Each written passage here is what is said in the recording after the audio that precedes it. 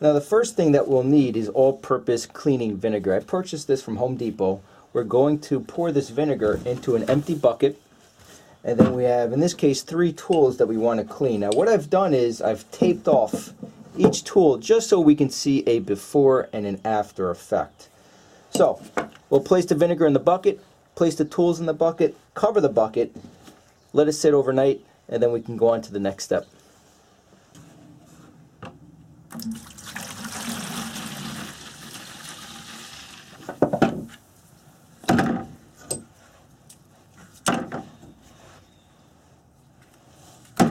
And then I'll place a piece of wood right over the bucket, and we'll let this sit overnight. So it's been about 24 hours, and let's take a look at the results here.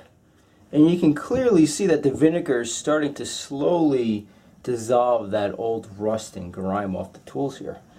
So we'll go ahead and remove the tools here from the bucket. We'll rinse off the vinegar using cold water, and then we'll start to clean up the tools using steel wool. We may have to upgrade to sandpaper depending on how bad the surface rust is, but the vinegar does a very good job just to start the process of removing all the old rust, dirt, grime, and so forth.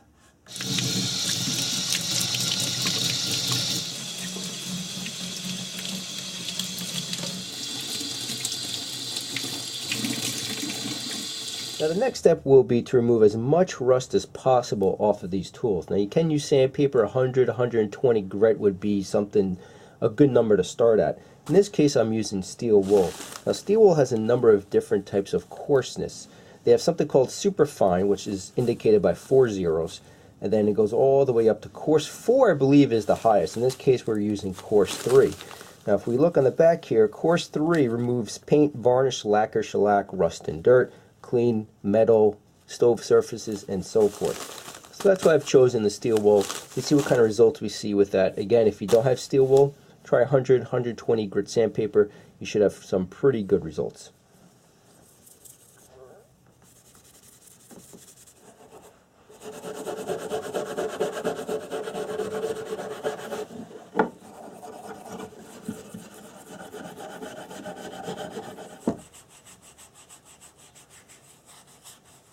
And as you can see, the steel wool does a very good job at cleaning up the metal. This is maybe 30-45 seconds worth, and of course I'm going to continue, but it just does a very good job of cleaning up this surface rust.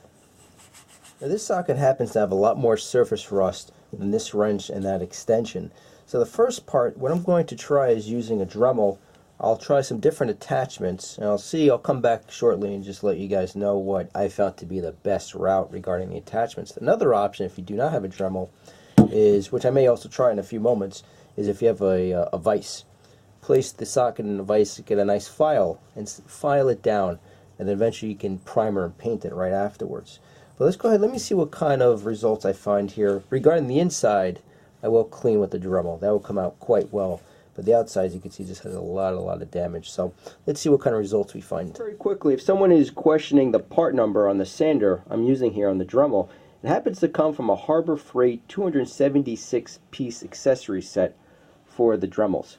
And this does a very good job for sanding, cutting, polishing, whatever you want to do.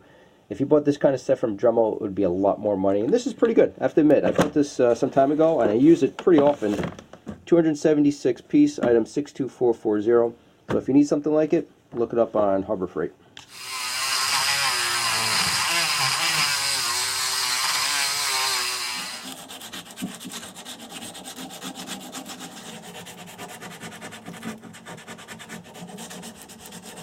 So let's go ahead and see the before and after results here.